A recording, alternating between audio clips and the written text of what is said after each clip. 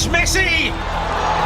It is the cleanest of clean finishes from the best on the planet. It's time for the biggest sports stories. Liverpool, the champions of Europe, are top of the world. The biggest interviews. That such a great spectacle is ruined by such thuggish behavior. And all the analysis right here. He's the one player that has the arrogance to think that he can play in any stadium in the world and any pitch in the world in front of any player in the world and take them on.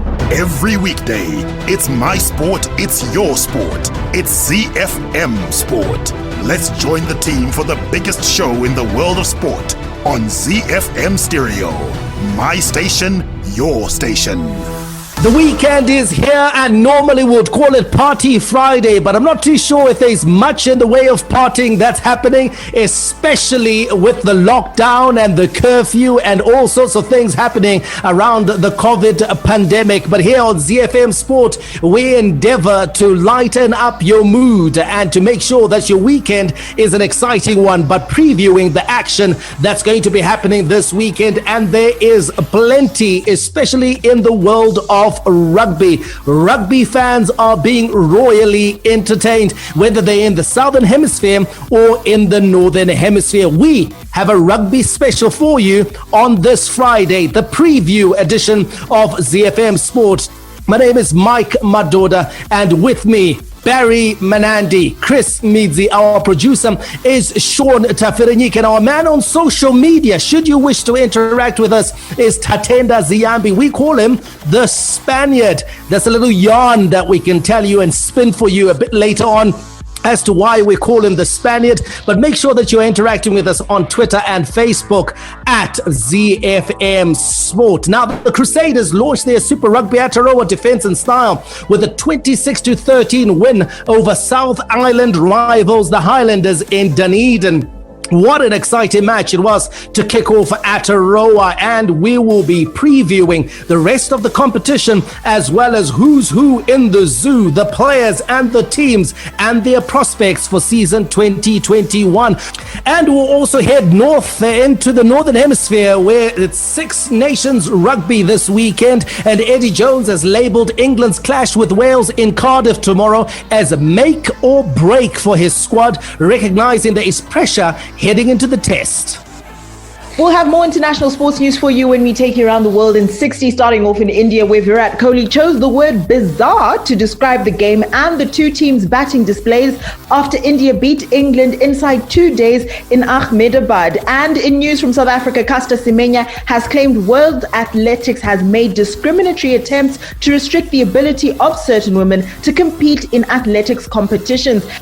And we have news from the United States, where Matt Fitzpatrick and Webb Simpson hold a share of the lead after a low-scoring opening round at the WGC Workday Championship.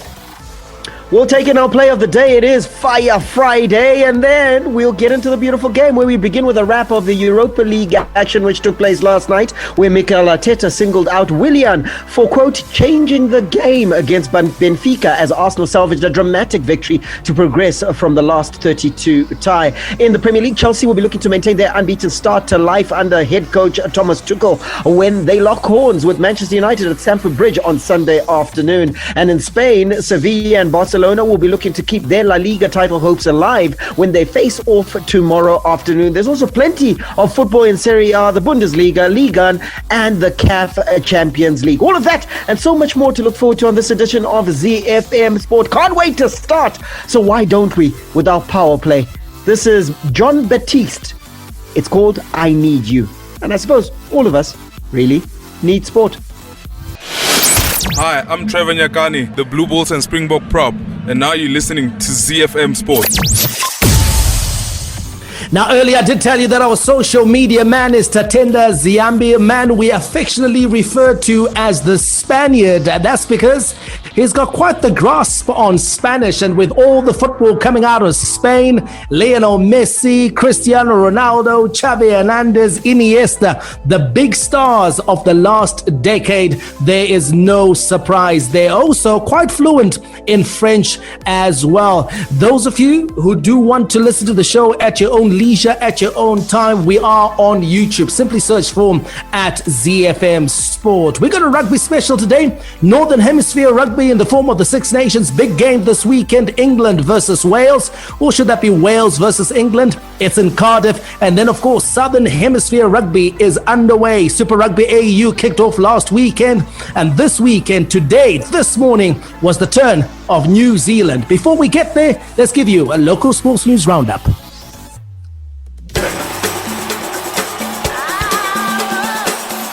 The Home Front. Local sports news and analysis.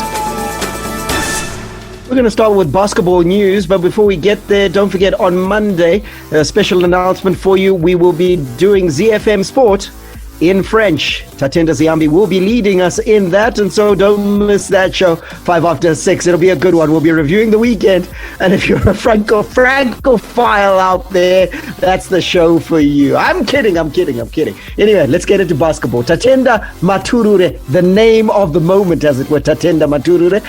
Patience Chinoi, they've been named as the Basketball Union of Zimbabwe most valuable players of the past decade in the men's and women's categories, respectively. A special panel comprising various coaches from around the country selected players for the accolades. To be eligible, a player had to be a Zimbabwean citizen who has played in the top flight league, whether it be domestic or international. Congratulations to them. On to news of a sports administrative nature. The government will conduct a comprehensive inventory of all sporting infrastructure in the country to determine their true state and fund all required renovations for the facilities to match international standards. All sports facilities have been lying idle for about a year now due to a freeze on sporting activities declared at the end of March last year following the outbreak of the COVID-19 pandemic. Responding to a question from MP Dexter Nduna during a parliamentary question and answer session, the Minister of Youth, Sports, Arts and Recreation, Honourable Kirsty Coventry, has said the ministry's technical arm, the Sports and Recreation Commission, was conducting the exercise, and once complete, a full report will be tabled in Parliament, which will map the way forward. We'll watch that one with keen interest. Finally, some football news. Warriors coaches Zdravko Logarosic did not spring many surprises to the squad he announced yesterday for the 2 Africa Cup of Nations Group H qualifiers next month, opting to retain the bulk of players who did duty against Algeria at the end of last year. Zimbabwe travels to Botswana on the 25th of March in the penultimate qualifier, where a win could earn them a ticket to the 2022 AFCON finals set for Cameroon next January. From the front of the grid to the back of the net, it's ZiFM Sport. International Sports News Roundup, where the world comes out to play. Super Rugby Aotearoa is back. It's season 2021, and the Canterbury Crusaders, the defending champions, launched their defense of the title in style this morning with a 26-13 win over South Island rivals, the Highlanders, in Dunedin. The Crusaders scored 4 tries to 2, finishing strongly in a physical clash that kicked off the season at a frantic pace. Let's hear from Crusaders captain Scott Barrett, who says that he's pleased with the win. First 15, those boys had the zoo win behind them, and they were really up, a couple of quick tries and a quick snappy plays on us. We expected that, and they really showed up tonight. We talked about discipline. Last week we gave away far too many penalties, and even in the first half we gave way too much to the Highlanders, but we just had to be smart, take an extra metre on defence and making smart decisions at the breakdown. Well, Crusaders won last year's New Zealand competition at Atlanta, adding to a record 10 Super Rugby titles already in their trophy cabinet. And on the back of this morning's performance, Barry, you've got to say that they start Super Rugby Aotearoa season 2021 as the firm favourites. They absolutely do, and it's because of their ability to apply the and you see the thing is with Super Rugby Aotearoa, you've got such fine margins with all the teams because they play New Zealand type rugby. It's running rugby. It's very exciting, very expansive, and very open. But it's the application of that style of rugby that I think sets the Crusaders apart, and that's why I completely agree with you that listen, they won it last time out at an absolute canter because of that application, and we saw it in this game against the Highlanders, and because of that 18-minute play where you concentrate for the entire 80 minutes, it's going to get you over the line. And it'd be hard. You'd be a very difficult man to bet against the Crusaders in this competition. Barry talks about 80-minute play, Chris, and we saw it in this game. If there's a team that mirrors the All Blacks, it's the Canterbury Crusaders, because they pulled away in the second half, and yes, it ended 26-13, but this game was actually more competitive than the scoreline suggests, because I'm just going to throw a few stats at you here, Chris. The Highlanders actually made more distance with the ball in hand than the Crusaders, 344 yards to 303. They actually made more runs in this game than the Crusaders, 98 to 73, but they were more ruthless and they were more efficient whenever they were in possession. Yeah, and I think that's what sets the Crusaders apart. And like you said, when it comes to the closest to the All Black style of play, how they played, the intensity, the pressure, consistently applying that pressure throughout the 80 minutes. I think that's what we see from the Crusaders. That's what we saw today and what we'll continue to see through Super Rugby Aotearoa. And Highlanders will have to improve on that aspect, Barry. The fact that they're able to get into dangerous positions, I think 3 or 4 times they were within 5 yards of the Canterbury Crusaders try line, but they failed to breach that defense. They need to work on that to make sure that these sort of games end up going their way. Yeah, you need to be able to deliver and get over the line. And unfortunately, it is the correct adage because it's getting over that try line and in many cases getting over the game line, which they were able to do in large portions of this game. But it's getting over the try line and making sure that you keep that scoreboard pressure, keeping the scoreboard ticking along, and that gets you across the line in the games like these. So the Highlanders will need to improve in that regard. They have some finishers in their ranks, but then also remember, they're facing quite some stoic defenses throughout this competition. So I think that X factor also might be a little bit missing from their ranks. If they can get that and get it in copious amounts, the Highlanders will be there or thereabouts in the final reckoning. And of course, outstanding this morning, Sevu Reece. He set up one try and then scored one of his own in the second half. Absolutely outstanding, the All Blacks winger in this particular game. But the Highlanders were not disgraced. Let's hear from their co-captain, Aaron Smith, who spoke after the game. I don't think there was much of a difference, but definitely our skill area really let us down. Letting them off at key moments, and they just pounced. It was a ding-dong battle there for 60 odd minutes, but you just can't. Their set piece is too strong, and we just didn't nail our chances. They have lost this game, Chris, but they'll not be completely disheartened as to their prospects for the rest of the season, because they'll feel that they've got the most difficult game out of the way early. Listen, if the 13-point margin is anything to speak of, they'll be hoping that when they come across the likes of the Blues, the Hurricanes and the Chiefs, they'll be able to put in winning performances.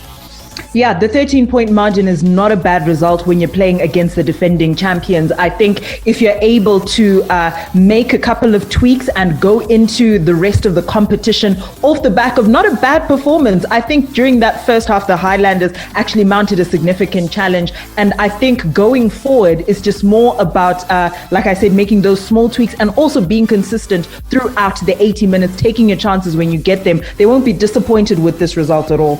Who are some of the players, Chris, that they can look to? The ones that will perhaps maybe form the spine of the team, the ones that will bring in the experience, the depth that they hope will carry them forward? So they've got quite a solid core to the pack. Liam Coltman and Ash Dixon to hook, and Josh Honig, Daniel Linnett-Brown. And these are all players who are well versed in Super Rugby, while Aiden Johnstone will be back once the concussion protocols he's undergoing at the moment are completed. So the Highlanders have definitely got a solid core, and that's going to stand them in good stead throughout the competition.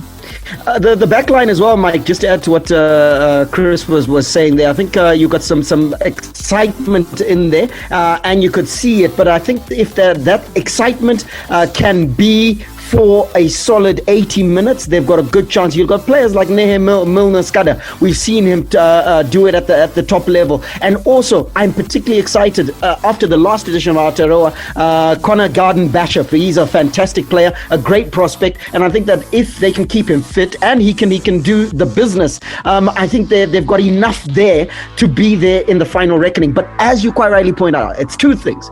Play for 80 minutes, and then secondly, when you get chances, deliver. Garden-Bachop, certainly a very bright prospect for the Otago Highlanders. He was on the score sheet earlier this morning with one of the two tries that was scored by the Highlanders. So that's one fixture out of the way. Tomorrow we'll see the second fixture, and it's the Wellington Hurricanes taking on the Auckland Blues. This one should be an exciting game. Chris, I know you like the Blues. That's the team you were supporting last time out, and it's a team that will look to go one better than finishing second as they did last season. Yeah, they'll definitely be looking to do better in the competition. And one area where the Blues have never lacked excitement is the back line. They've actually done quite a bit to boost that going into this edition of Super Rugby Aotearoa with the addition of Jacob Ratumaitavuki Neepkins. He's from Taranaki, and Zahn Sullivan from Auckland. They are without the services of Bowden Barrett. He's on a sabbatical in Japan, but they've brought in a Nepu Laulala, which I think is one of their most exciting signings for this edition of Super Rugby Aotearoa. Well, let's talk about the Hurricanes as well, Barry. They'll be excited about the return of the man nicknamed the Bus, Julian Savea. Yeah. Absolutely, and listen, they're not the only ones who are excited about that. I'm excited about it as well, because at one stage, and we can only say one stage because he's returning, but at one stage the best finisher in the game. I doubt that that has changed. Perhaps he may need to get a little bit up to speed, but certainly an exciting player who can do exactly what we were talking about earlier, which is get over the line and get you the points that you need in order to win games. So they'll be excited about the Bus in neutrals. If there's anything like that in the world of sport, we'll be excited as well. But I think oppositions will be wary of seeing Julian Savea on a rugby field in New Zealand for the Hurricanes because of his abilities and what he brings to a team. He's also got a shocking defensive ability as well. So I think that's a great addition to the Canes. Well, Chris talked about Bowden Barrett heading out to Japan. Barry, TJ Perenara has done the same for the Hurricanes. How big a miss will he be at halfback? Big miss in two respects. The first one, obviously, because of his playing abilities. He's an X-factor player at halfback. He doesn't do the conventional. So where he looks like he's going to do a box kick, he's actually going for a move on the blind side. They'll miss that first and foremost. Secondly, they'll miss his leadership. One of the leadership, part of the leadership group in the Canes for a very long time. And this sabbatical, albeit that we understand, because listen, rugby players have got to earn money too, and in Japan you can earn some big money. We can understand why, but the deficiencies that are left with the Canes are quite stark. So those two matches scheduled for this weekend, one has been played, the Crusaders getting off to a winning start against the Highlanders, and then of course tomorrow's action is the Hurricanes taking on the Blues. That is Super Rugby Aotearoa for you. Guys, I can't see past the Crusaders in terms of an eventual champion after the competition. Does anyone share an opposing view? Not at the moment, not after the performance this morning. So we're still with you for now. Well, Sean has put his hand up, actually. Let's get to hear our producer here. He reckons that Crusaders won't get over the line. And why is that, Sean? Who's standing in your way? Let's talk about them, the Blues, and that's all I'll say.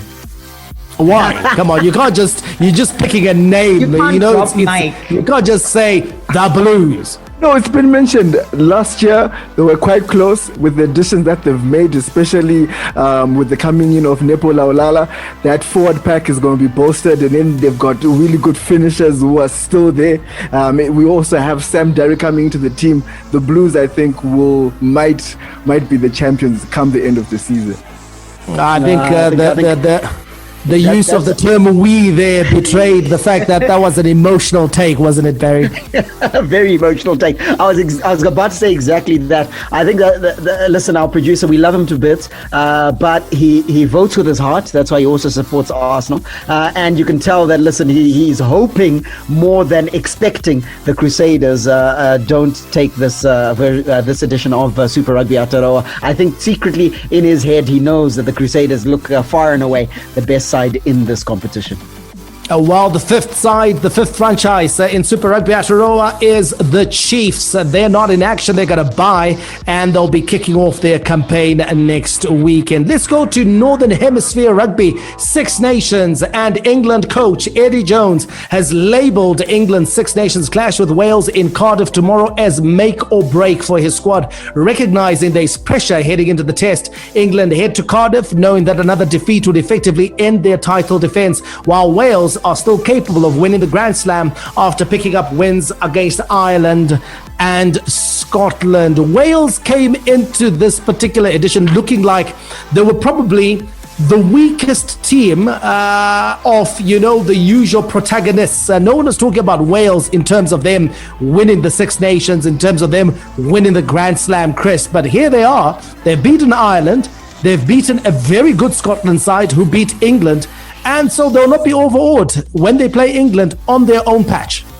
Yeah, no one thought much of Wales. They'll be playing at home. They're going to be very comfortable. Going into this edition of the Six Nations, they were basically underestimated. They were playing without the pressure of expectation. And it's gone quite well for them. I don't expect them to stumble against England. And for England, Barry, it'll be a disaster if they were to be knocked out of the running this early in the competition. It will be a disaster. I think that Eddie Jones hasn't been assisted by not having some of the key cogs of his team. You'll recall in that first game, he wasn't able to call upon Kyle Sinclair, who props down very well for England. You look at this game last time out, last week, Courtney Laws was unavailable. He's another big player for him. And listen, you need that playing core to be together. You add to that Mare Togis, your Marco Vunipolas, and so on and so forth. It becomes a core that England requires to be together. When they're separate, they're not as strong as they are united. So for me, I think Eddie Jones, things that have conspired against him to a degree, and he might be facing a very grim prospect of being out of it before it hardly even starts. Barry talks about Courtney Laws. Well, his participation in the Six Nations is under threat after he was ruled out of tomorrow's pivotal clash by a chest problem. A scan has uncovered damage that requires further diagnosis and assessment, placing doubt over his involvement in the remainder of England's title defence. Well, that is the big game this weekend. It's England over in Cardiff taking on Wales, the Dragons. In other fixtures, a new front row of David Kilcoyne, Ronan Kelleher and Taidak Furlong are 3 of 7 changes Ireland have made for tomorrow's clash with Italy, and I'm sure I have butchered all 3 names there. France's clash against Scotland in Paris on Sunday has been postponed after a new coronavirus case was recorded in the French camp. Barry, you tipped them actually, France to do well, and they are doing well. Yeah, absolutely. And the postponement also helps them on the basis that had they had to fulfill it with certain key members unavailable, it would have been a proper crisis, and perhaps this would have been the one thing to destabilize them. But the postponement works in their favor. Grand Slam is on. Rugby and more rugby this weekend. It certainly is the flavour, and we've just been giving you that preview of Super Rugby Aotearoa action tomorrow. It's the Wellington Hurricanes taking on the Auckland Blues, and of course Six Nations action. If you're a France fan, they're not in action. Coronavirus wreaking havoc in their camp. We're going to give you some more international sports news, and then in the second half of the show, it's all about the beautiful game, and the big game this weekend sees Chelsea taking on Manchester United. Hi, I'm JC Krill, Springbok and Blue Bulls backline player. You are listening to ZiFM Sports. Around the world in 60 seconds. International sports news. We take off in India, where Virat Kohli chose the word bizarre to describe the game and the two teams' batting displays after India beat England inside 2 days in Ahmedabad. With the visitors all out for 112 and 81 and India crumbling to 145 in their first innings, Kohli said that batsmen from both sides showed a lack of application. However, Kohli added that the quality of his two primary spinners, Akshar Patel and R. Ashwin, was the eventual difference in the test that now gives the host a 2-1 lead with one match to go. In news from South Africa, Caster Semenya has claimed World Athletics has made discriminatory attempts to restrict the ability of certain women to compete in athletics competitions. Semenya, who signaled her intention to continue her legal battle last November, has taken a fight to the European Court of Human Rights. She says she's making a stand and fighting for the dignity of her fellow athletes. And we'll touch down in the United States, where Matt Fitzpatrick and Webb Simpson hold a share of the lead after a low-scoring opening round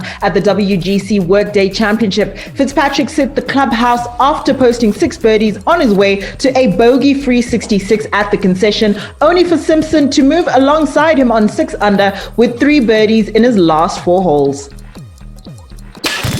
Hi, I'm Warriors coach Zdravko Logarušić and you are listening to ZiFM Sport. Sports with a difference. Z. The big leagues, the big teams, the big players. The beautiful game on ZiFM Sport. All right, we're going to preview the weekend for you, but we need to just tie the bows on the Europa League because they're going to the next round. And joining them in the next round will be Arsenal. Mikel Arteta, he singled out Willian for, quote, changing the game against Benfica as Arsenal salvaged a dramatic victory to progress from last night's Europa League last 32 tie. Arsenal, the designated home team, were on the brink of exiting the competition at the first knockout stage hurdle for the second year running before a late turnaround on neutral soil in Greece. Let's hear from Mikel Arteta. Yes, I think again we made it really difficult for ourselves. I think over 2 legs we have given them 2 goals, and when that's the case you're going to put the tie in a really difficult position.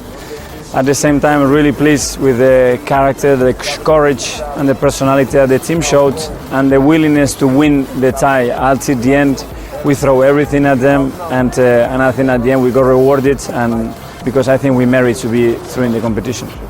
Z. I think Willian had a brilliant night out, especially if you listen to those comments from Mikel Arteta. I think it's sometimes we look at players and expect certain types of performances from them for us to, judge them according to, okay, they had a brilliant night out, they were scoring goals, they were providing assists. But I think there's other things that players do that make significant impact on the game, and that's what Willian did last night. Yeah, and hopefully it'll serve to change the attitude towards Willian from Arsenal fans, because he's one of those, Mike, who's been questioned as to why he was signed, because he has hardly discovered the form that he had when he was turning out in London blue for Chelsea. Absolutely, Barry, and he's had to weather a storm of criticism, and rightfully so, because the player that Arsenal thought they were receiving, the player that Mikel Arteta thought he was bringing into the squad, is not the player that we have seen in Arsenal colours over the last 6 or 7 months. But in this game, and we are hoping that this game is a sign of things to come. I think he gave Arsenal value. He gave Arsenal a lot of experience, a lot of structure, especially on the left side of midfield, and by creating that balance, I think Willian is one of the reasons why Arsenal were able to work their way back in the game. They needed 2 goals after Benfica scored their second, and they managed to get those 2 goals, Barry, and it was I think a very positive night for the likes of Willian, players who have been questioned. He came big, he came through in this game, and Arsenal are through to the next round. They are indeed. It was in dramatic fashion. So I think Arsenal fans must have been absolutely incorrigible last night as well as this morning, because it was a qualification that came through the last minute. So out. Going into the last 16 of the Europa League are the following teams. Arsenal, of course, courtesy of that 3-2 win last night. They go through 4-3 on aggregate over Benfica. So Arsenal through. Ajax also progress. Granada progress courtesy of a 3-2 aggregate win over Napoli. Napoli winning 2-1 last night, but it wasn't enough to see them through. Rangers are through off a 9-5 aggregate victory over Royal Antwerp, and then Shakhtar Donetsk join them as well. Mulder qualify courtesy of winning their tie against Hoffenheim, while Villarreal prevailed over Red Bull Salzburg, meaning Villarreal joined them in the last 16. Young boys are there in the last 16. Dynamo Kiev also progress, as do Dinamo Zagreb. Unfortunately, Leicester City were knocked out by Slavia Prague courtesy of a 2-0 win last night. It ended 0-0 in the first leg, meaning that Slavia Prague progressed courtesy of a 2-0 aggregate victory. It ended 0-0 last night between Manchester United and Real Sociedad, but the work was done in the first leg, 4-0. That one ended Manchester United marching on. AC Milan progress on away goals over Red Star Belgrade, and then it is Olympiacos that prevail and progress ahead of PSV Eindhoven. The last side to progress out of Italy, AS Roma. Those are the sides that are in the last 16 of the Europa League, the tournament that is the second tier of Europe's club competitions. All the rivalry. Here is Harry Kane for Tottenham. Oh, what a goal! A classic derby goal from Harry Kane. Catch him if you can. All the stars. Oh, back here's Liverpool 2 in front. Talk about impudence. Talk about improvisation. Talk about Sadio Mane. And all the game-changing moments. And Raheem Sterling rattles at home. And once more, City are in front in a trice. All the updates from the Premier League on ZiFM Sport. Big game in Europe this weekend is Chelsea taking on Manchester United. It's Thomas Tuchel versus Ole Gunnar Solskjaer. It's the new upstart from London taking on the title hopeful who has been plodding along for the last couple of years but finally seems to have turned a corner. Chelsea will be looking to maintain their unbeaten start to life under Tuchel when they entertain United at Stamford Bridge on Sunday afternoon. Let's get the pre-match thoughts of both managers for this tie, starting with Thomas Tuchel. Well, we know what we're up against, a team that can hurt you any second with individual quality, a team that can hurt you any second with speed, and they are a strong team from away. They can defend very compact. They are very, very good in transition with their wingers, with Rashford, with Bruno Fernandes for deliveries, and then Greenwood, Eddie Cavani, Martial, whoever plays, will be a big challenge to defend all this, to defend counter-attacks. The implication is huge, of course. If we get a win out of this game, it's huge for us. If they get a win, it will be huge for them to put a difference between us and to increase the difference. So let's see. I think it's going to be a long run-in. I don't think the positions will be decided early. You know, with the season as well, it's unpredictable. We've seen teams going through bad phases, then a run, and then who knows what's going to happen with injuries, with how players react to the circumstances. So, because it's the shortest long season ever, with loads of games. So, for me, every game is massive, and of course Chelsea, we know how difficult that's going to be and how important it's going to be for us. Well, there's no denying, Barry, that since succeeding Frank Lampard at the Bridge, Thomas Tuchel has enjoyed a rather promising start to his reign. He has indeed, and the one thing that might concern Manchester United is the fact that he started that reign conceding very few goals. He's got he's getting a good tune out of his defence. His back four has been quite solid, and albeit that he's been chopping and changing, trying a few things with this whole team, but even in the back four, but no matter who lines up for Chelsea, they've been able to do a job. So consequently, I think that'll be a big concern for Ole. Goals win matches, and if you can't score, chances are it's going to end as a draw, possibly being your most positive result. On the other side, you've got a Manchester United side that's found a way, and that way doesn't necessarily blow teams away, but it gets the job done. So it's a question of what's going to prevail. Is it the efficiency and the effectiveness of Manchester United, or is it the stoic resilience of Chelsea, who themselves are quite hot going forward? Well, one team that will be keeping an eye on this game will be Man City, Chris, because there is the potential that the title race, as the media would have it, could be over on Sunday if Chelsea win this game.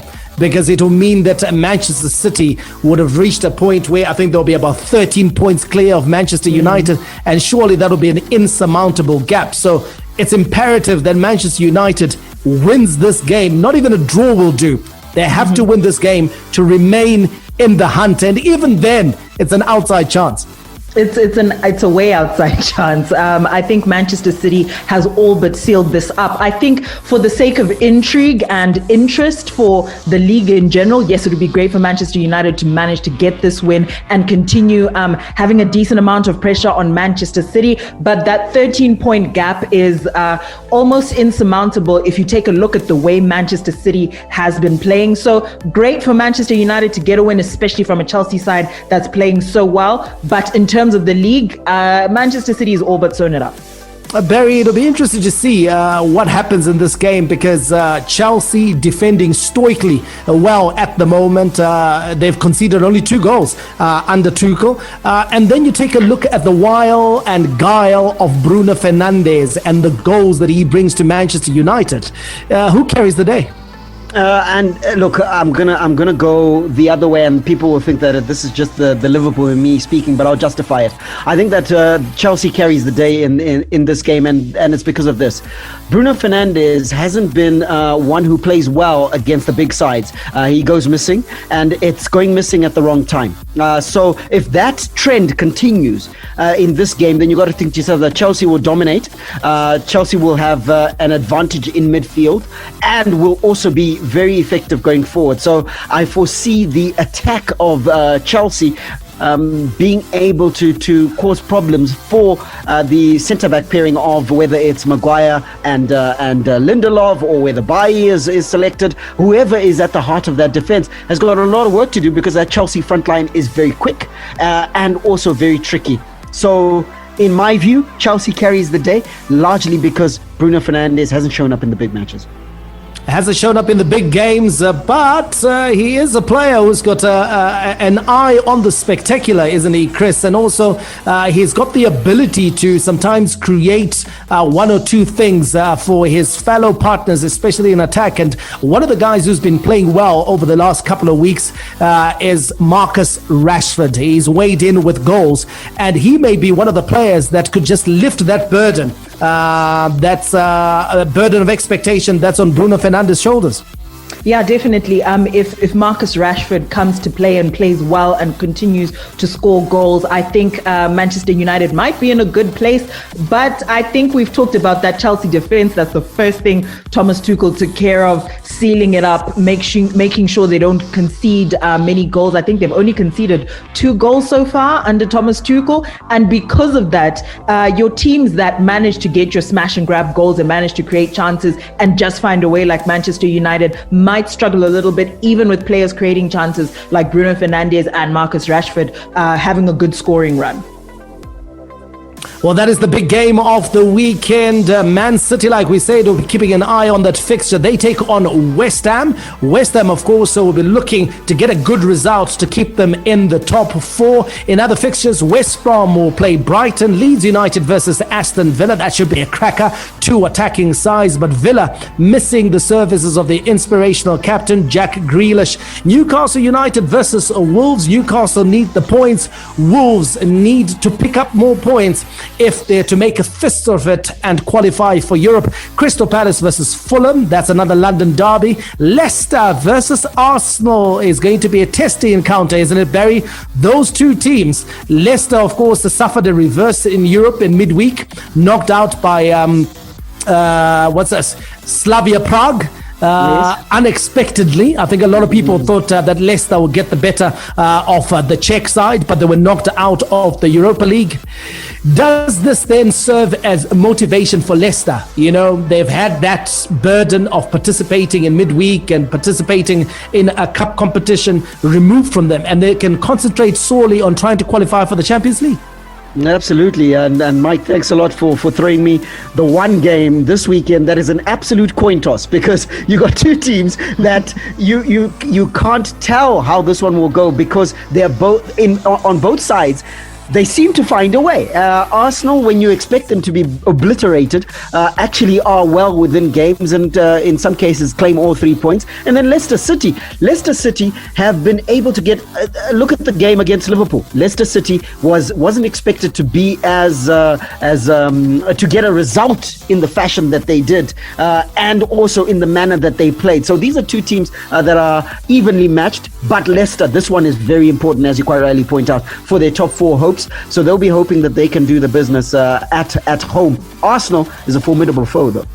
Oh, well, talking about Slavia Prague, who conquered Leicester, I can tell you that the Europa League last 16 draw is out. And of course, we'll be giving you those fixtures in a bit, because it's served up what should be an absolute classic. The return of Zlatan to Old Trafford. But before we get there, let's give you the rest of your fixtures. Tottenham Hotspur will take on Burnley, Sheffield United versus Liverpool, and of course that big game that we previewed earlier, Chelsea versus Manchester United. Now, Manchester United will be up against AC Milan in the Europa League last 16 draw. What an absolute cracker, Chris. Zlatan returns to Old Trafford. Zlatan returns to Old Trafford. That should be a good, tasty affair, just from the underlying current and from a watch perspective as well. This should be a good show. A good opportunity for AC Milan, Barry, to show how much progress, if any, they've made. Can they match up to the big teams in Europe? Can Serie A match up to England? Because these two teams, AC Milan is in second place in Serie A, Manchester United in second place in England. So this will be a good test. It'll be a fantastic test, and we're all willing, I say we're all, except Manchester United fans, of course. We Liverpool fans are willing AC Milan on. Are willing AC Milan on. But less to do with Manchester United, but also more to do with the aristocracy that AC Milan holds. We all remember the Arrigo Sacchi AC Milan side that is romanticized in football aficionado. So we want to go back to those glory days. Even the Ancelotti side, Barry. The Ancelotti side as well. That dominated. Yeah, and then United fans will say the Ferguson United. So it makes for a very tasty affair, and look, both sides equally wanting to make a dent in this competition. So it should be entertaining. And of course, AC Milan always believing that they belong in the Champions League, where they are the second most successful team in that competition, behind Real Madrid. In third, Liverpool and Bayern Munich. The rest of your Europa League fixtures, Rangers has drawn Slavia Prague. Arsenal will take on Olympiacos. Our producer should be smiling there. Roma versus Shakhtar Donetsk. Dinamo Kiev versus Villarreal. Ajax versus Young Boys. Tottenham Hotspurs have been given Dinamo Zagreb, another encounter which Mourinho will probably be rubbing his hands in glee at the prospect of playing. And then Granada, who are the conquerors of Napoli, will take on Molde. The league that makes football oh so beautiful. where artistry and strokes of genius are the order of any day. Where the game is played with a smile and the little master creates his magic. It's Lionel Messi! All the news from the Spanish La Liga on ZiFM Sport. The goal the world wanted! Let's give you a preview of Spain now. In La Liga, Sevilla and Barcelona will be looking to keep their La Liga title hopes alive when they face off tomorrow afternoon. The two sides sit fourth and third respectively, and they've seen the gap to Atletico Madrid shorten in recent weeks. Mike, this is an absolute must-win for both of these sides, but especially Barcelona if they're to keep their hopes of winning the title alive. Yeah, absolutely. A very difficult test versus Sevilla. We saw what happened when they played Sevilla in the Cup. They lost 2-0 in that game. But they'll be hoping on the form or banking on the form of Lionel Messi. He's had a few really good games of late. And if he's in the mood, like he's prone to be, it sort of like then narrows the gap between Barcelona and Sevilla. I think Barcelona have got the stars, but Sevilla has got the better balance. They are a better team, a more concrete side. And so they tend to be more effective. So this again is a big test for Barcelona. They lose this game, then you've got to say that they've got no prospects for silverware this season. We'll see if Barcelona is able to keep their title and silverware hopes alive this weekend. The rest of your La Liga fixtures: Levante versus Athletic Club, Aiba will be up against Huesca, Alaves versus Osasuna, Getafe against Valencia, Celta Vigo will be up against Real Valladolid, Cadiz versus Real Betis, Granada versus Elche, and Villarreal will be up against Atletico Madrid. The Nerazzurri, the Black and Blues, Inter Milan. It's Romelu Lukaku, and it was never in doubt. He's a beast at the best of times, but this season he has become a monster. The Giallorossi, the Yellow and Reds, AS Roma. Belotti has a go! Tremendous hits! That's what he's capable of! La Viola, the Purple Ones, Fiorentina. Brock Ribery seals a glorious win for Fiorentina with a sumptuous goal at San Siro. The Bianconeri, the Black and Whites, Juventus. Ronaldo seals yet another 3 points for Juventus. Tough yet colourful, the best of Italian football on Z. All right, before we go, a quick roundup of what's happening in your European League, starting with Italy, where AC Milan take their title push to Rome on Sunday, looking to keep touch with leaders Inter in a top four clash, which could boost champions Juventus' hopes of a 10th consecutive Scudetto. Your other key fixtures look like this. Hellas Verona entertain Juventus, Sampdoria versus Atalanta. Inter, the league leaders at the moment, will entertain Genoa, while Napoli take on Benevento, and then the match of the weekend is AS Roma taking on AC Milan, as we said earlier. In Germany, it's Borussia Dortmund entertaining Arminia Bielefeld. Bayern Munich will take on Cologne. RB Leipzig takes on Borussia Mönchengladbach, where French friends will become foes as Dayot Upamecano and Marcus Thuram go head-to-head for RB Leipzig and Borussia Mönchengladbach. Bayer Leverkusen will take on Freiburg. In France, Marseille versus Lyon. Reims will take on Montpellier, while Dijon take on Paris Saint-Germain. In Africa, on the continent, beat those drums because there is CAF Champions League fixtures this weekend. Wydad Casablanca take on the Amakosi. The Glamour Boys of South Africa, Kaizer Chiefs, and Belouizdad take on Mamelodi Sundowns. Kabuyelo. We are done for this week and today. We're back on Monday, 5 after 6. Don't miss the review show. May God richly bless you. That's my story, and I'm sticking to it. Manande out.